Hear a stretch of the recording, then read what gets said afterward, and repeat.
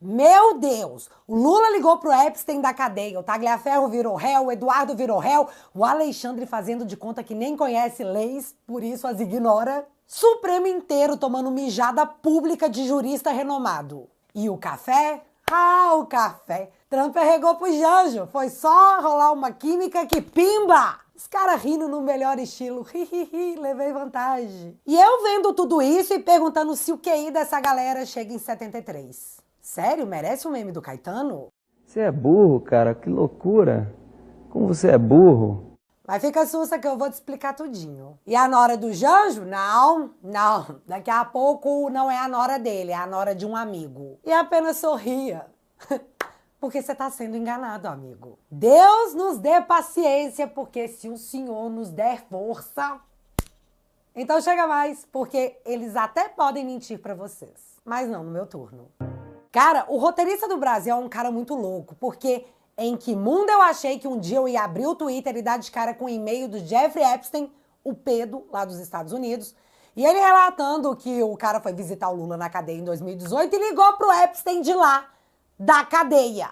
Sério, por que o cara que tava com o Lula resolveu ligar pro Epstein, lembrando que ele tava na cadeia? O doutor em economia pela FGV, Marcelo Pessoa, trouxe a síntese dessa situação.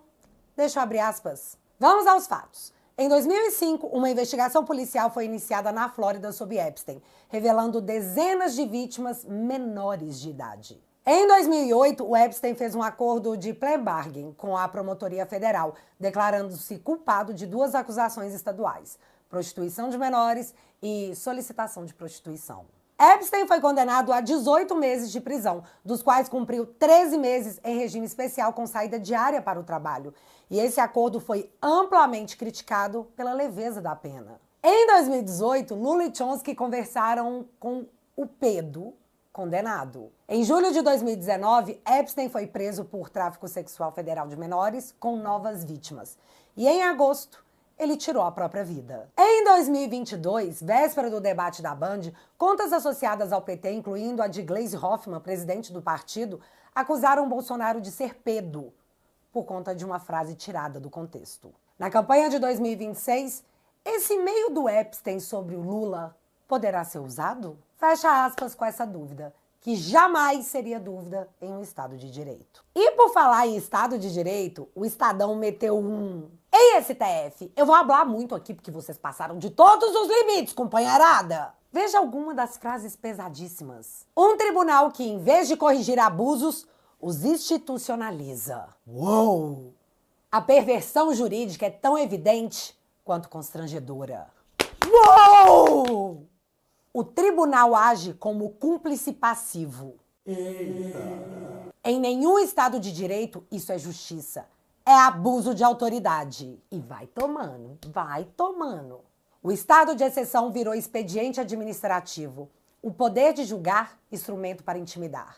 E a toga, um salvo-conduto para o arbítrio. Meu amigo, se fosse algum bolsonarista falando isso, estava preso por atentar contra a democracia.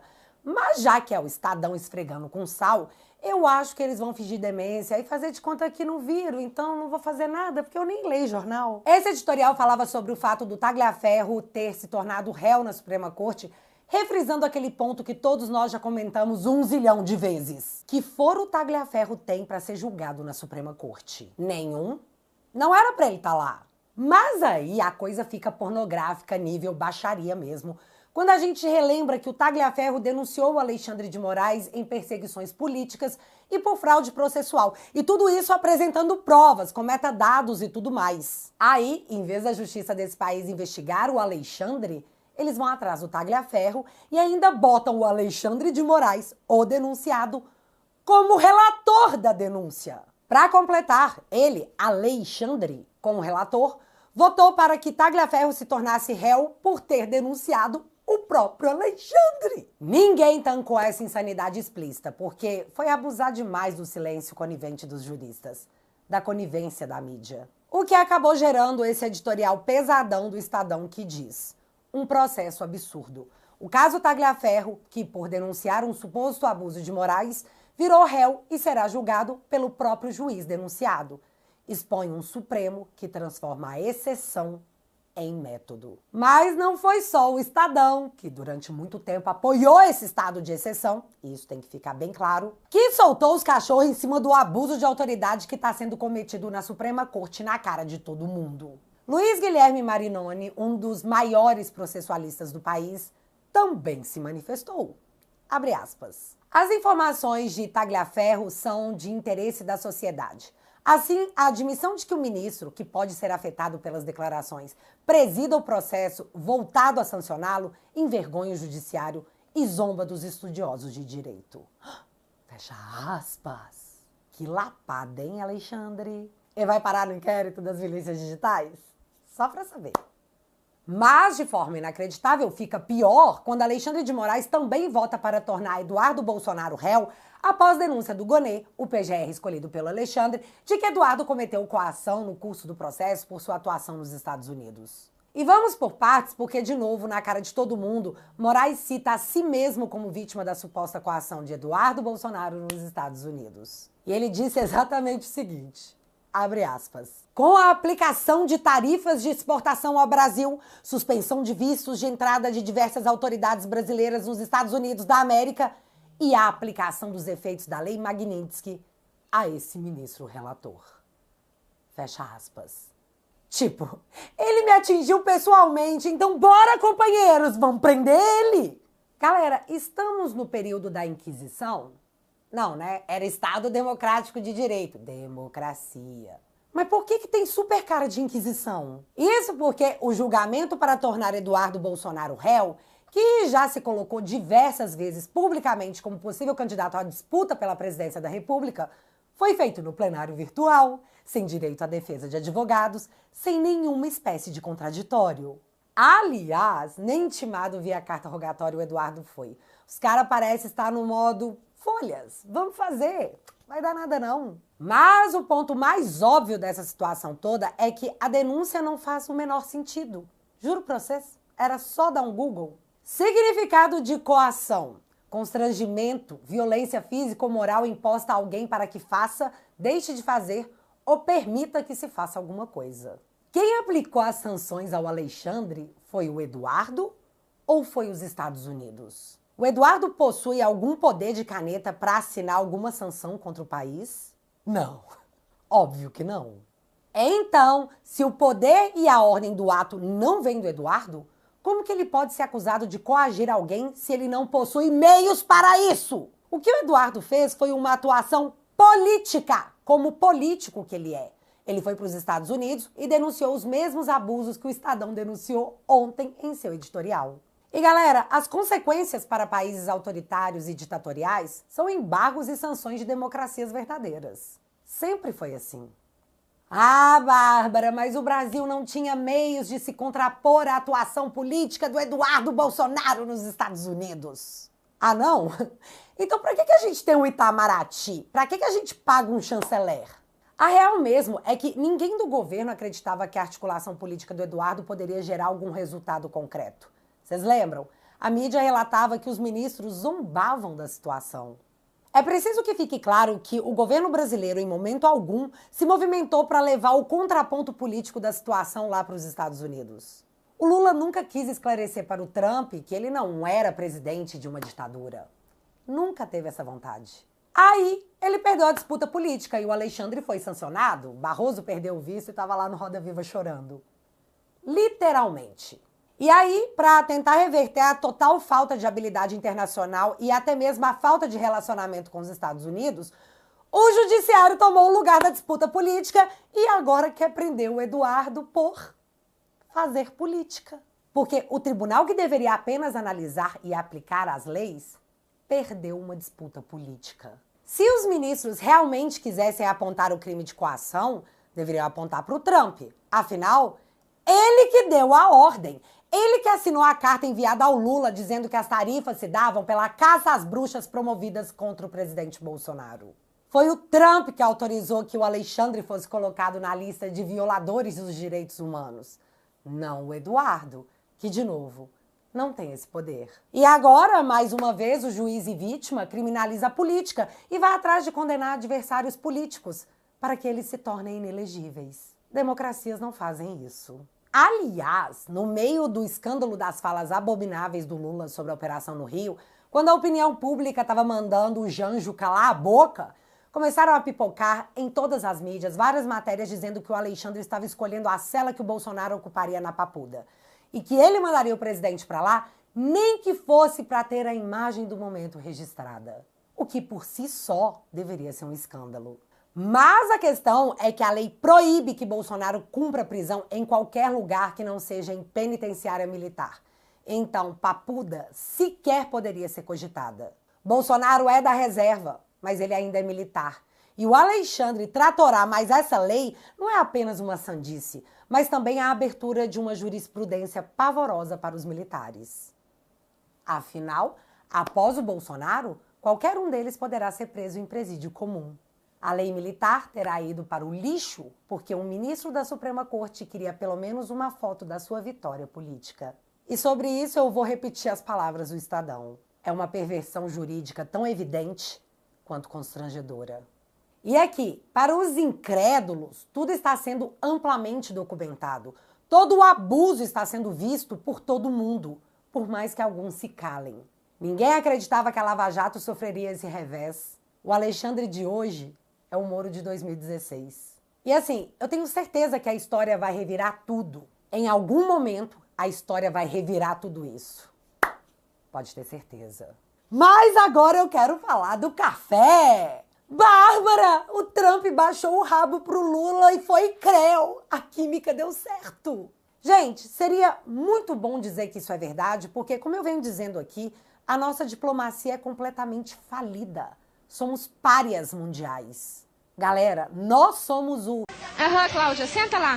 Nós somos o na volta a gente compra. E isso não só me envergonha, isso me irrita. Porque quem paga por isso é o povo. Aí chegou de supetão a primeira informação de que o Trump havia, na noite dessa sexta-feira, retirado as tarifas do Brasil. A Natuza Neri, da Globo, mentindo para o povo, diz que, após a reunião de quinta com Mauro Vieira, na sexta-feira, as tarifas caíram e que isso foi uma vitória do Lula. Só que isso é uma mentira, porque a ordem para a redução das tarifas não foi feita ontem. Foi assinada na quarta-feira, antes mesmo da reunião do Rubio com Mauro Vieira. Então, não teve nada a ver. Descansa, militante. E não foi uma vitória do Lula, porque não foi uma redução direcionada ao Brasil, foi para o mundo inteiro. Todas as tarifas recíprocas caíram. E o Trump pagou meio de humildão, tipo errei, fui moleque. Trump disse que as empresas americanas não conseguiram suprir os itens taxados em seu mercado nacional. Logo, começaram o sobrepreço e o desabastecimento. Então, ele estava revendo as políticas tarifárias para o bem do povo americano, para que eles não saíssem prejudicados. E o Brasil? Bom, se você ainda não entendeu, o Brasil tomou pra dentro bonito. E agora você vai entender o porquê, infelizmente, não tem nada para comemorar. O governo Lula não conseguiu reduzir nenhuma das tarifas específicas aplicadas aos produtos brasileiros. Nada. Zero. Mesmo com os consumidores americanos reclamando do preço do café, da carne e das frutas que o Brasil produz, o governo não conseguiu trazer nenhum resultado concreto para os produtores brasileiros. O que os Estados Unidos anunciaram ontem, segundo a imprensa, foi só o corte daqueles 10% globais que incidiam sobre café, carnes e frutas importados de qualquer lugar do mundo. Tudo para aliviar o bolso do consumidor americano que estava achando o café e a carne muito caros. E não por causa da química ou da habilidade diplomática do Janjo. A tarifa de 40%, que atinge especificamente o Brasil, continua lá, intacta, graças a questões políticas como censura e violações dos direitos humanos. Enquanto o Janjo faz politicagem e o Itamaraty segue amarrado pela visão ideológica do Celso Amorim e do Mauro Vieira. E o que podia ser uma notícia boa acaba sendo, na verdade, uma notícia ruim para os produtores brasileiros. Países como Colômbia e Vietnã, que exportam café, e a Argentina, que exporta bastante carne, vão exportar para os Estados Unidos vários produtos que também produzimos aqui. Só que eles vão fazer isso sem nenhuma tarifa. Ou seja, mesmo com o corte global, a desvantagem do Brasil só aumentou. Isso para não falar dos consumidores. Enquanto o Trump ouviu as reclamações dos consumidores americanos, reconheceu os limites da política tarifária e agiu rápido para fazer os cortes necessários, aqui no Brasil o Taxade segue taxando tudo. E quando tenta cortar algum imposto é sempre nas coxas, forçando a classe média a pagar todo o preço, sufocando quem faz a máquina brasileira girar. Mas é claro, já tem gente por aí tentando vender isso como vitória da diplomacia brasileira. A mesma diplomacia que demorou 1 ano para conseguir uma reunião, que não conseguiu derrubar nenhuma das tarifas que prejudicam os nossos produtores e que finge que tem como resolver o problema sem enfrentar a situação política que nos colocou aqui. Ainda segundo a imprensa, a reunião do Mauro Vieira com o Marco Rubio dessa quinta-feira foi péssima, já que o único item político comentado foi o avanço do Brasil em cima de Big Techs, em tom de cobrança. Enquanto a Natuzzi imaginava que o Trump havia derrubado todas as tarifas, ela dizia que agora o próximo passo da diplomacia brasileira era recuperar os vícios dos companheiros e derrubar a Magnitsky. Mas a real é que eles ainda não entenderam nada. Ou entenderam e estão te taxando de otário, de burro e de gado. Resumindo, faz o L. Para encerrar esse vídeo, só mais 2 pontos importantes. O primeiro é que o governo federal foi transferido temporariamente para Belém no dia 11 de novembro, dia da invasão da COP30, que terminou com 2 policiais feridos. COP30, eu disse? Não, desculpa, falei errado. FLOP30. A Polícia Federal disse que não agiu porque a Casa Civil deu ordem para ninguém interferir. Então, os caras invadiram um evento mundial na sede do governo com a autorização do próprio governo. E tá tudo bem? Ninguém vai ser preso acusado de atentar contra a democracia? Sério? Na cara de todo mundo mesmo? Sim, é sério. Porque até alguém fazer alguma coisa a respeito, eles vão continuar abusando e lambuzando. E para encerrar esse vídeo, eu não sei se você viu o meu último vídeo, mas se você não viu, veja! Porque essa aqui é uma atualização do escândalo envolvendo a nora do Lula, investigada por fazer lobby em nome do Lula, com dinheiro do MEC, comandado por Camilo Santana. Pra quê? Pra pagar contratos superfaturados dos quais ela teria recebido milhões. É claro. Então, a Carla, a nora do Lula, foi até o Ministério da Educação se encontrar com Camilo Santana num encontro extraoficial, fora da agenda. Mas a entrada dela no ministério ficou registrada. Só que o que chama atenção é que no campo cargo, direcionado para se documentar de onde a pessoa está vindo, de qual lugar, consta apenas Presidente Lula. Entenderam? Qual o seu cargo, minha filha? Sou contato do Lula. Tem alguma chance disso não dar uma mega Merlin? Ah, ainda nessa história, também descobriram que o Calil, ex-sócio do filho do Lula, que viajou recentemente para a China com a comitiva presidencial, mesmo não tendo cargo público, recebe 210 mil de mesada da empresa investigada, do qual o proprietário já está preso, aguardando ansiosamente as cenas dos próximos capítulos. Mas aqui,